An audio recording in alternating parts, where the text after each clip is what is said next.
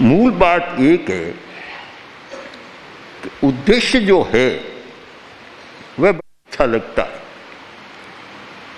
जो उद्देश्य है एकता,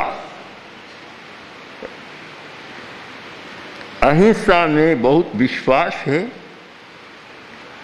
मानवीय एकता में बहुत विश्वास है और बचपन से ही एकता का संस्कार बड़ा पुष्ट है।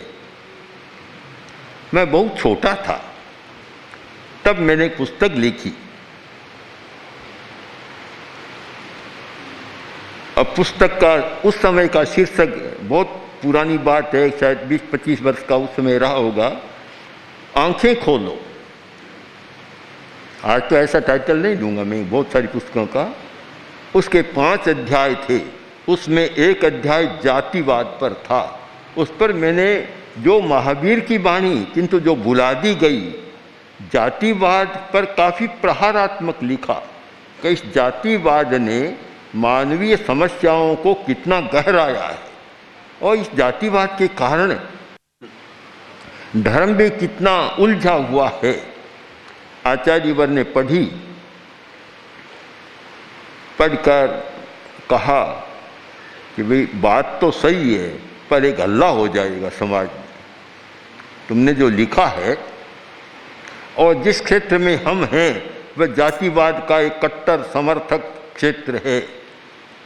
बिहार में नहीं थे पूर्वे जी के, थे राजस्थान में, बिहार भी तो इसमें कट्टर है काफ़ी। तो कहा कि सोच लो कैसे रहेगा, एक हो हल्ला हो जाएगा कारण। एक क्षण के बाद ही गुरुदेव ने कहा, और आचार्य तुलसी का साहस इतना गजब का था कि ऐसा साहस ही मुश्किल से मिले।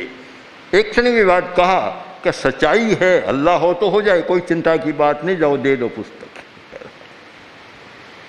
तो ये मुझे जातिवाद, संप्रदायवाद, ये सारे इतने चुभावने कांटे लगते रहे प्रारंभ से कि ये कांटे हैं जिन पर चलकर आदमी धर्म तक पहुंच नहीं पाता। पहली पैर में कांटा चुभ जाता, वहीं अटक जाता, आगे जा ही नहीं पाता। कांटे गुहारते नहीं हैं और सीधे हम चलते हैं।